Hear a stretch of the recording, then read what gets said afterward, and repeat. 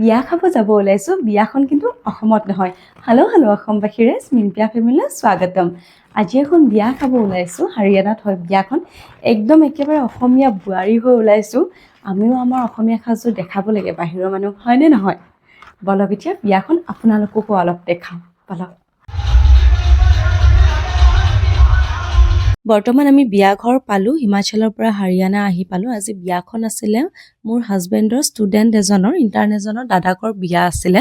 তো বিয়াখনত আহিলোঁ কাৰণ হাৰিয়ানাৰ বিয়াখন মোৰ কাৰণে খুব নতুন হয়, যিহেতু আমি অসমীয়া মানুহ অলপ হাৰিয়ানাৰ বিয়া, বাহিৰৰ বিয়াবোৰ চাব ইচ্ছা যায়। তো বিয়াখনত আহিয়ে খুব ভাল লাগিলে। ডান্সাৰ মাতিছিলে আৰু কোনোবা পাঞ্জাবী ছিংগাৰো আহিছিলে।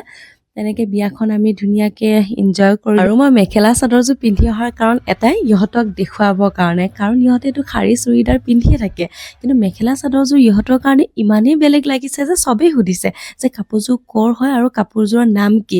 কিমান এটা ভাল লাগে ন, যেতিয়া আমি অসমৰ বাহিৰত আহি আমি অসমীয়া সাজ পোছাকযোৰ পিন্ধোঁ আৰু বেলেগে আমাক সোধে আৰু ভাল লগা বুলি কয়। উফ কি ধুনীয়া। এতিয়া আপোনালোকে অলপ ডান্স এনজয় কৰক।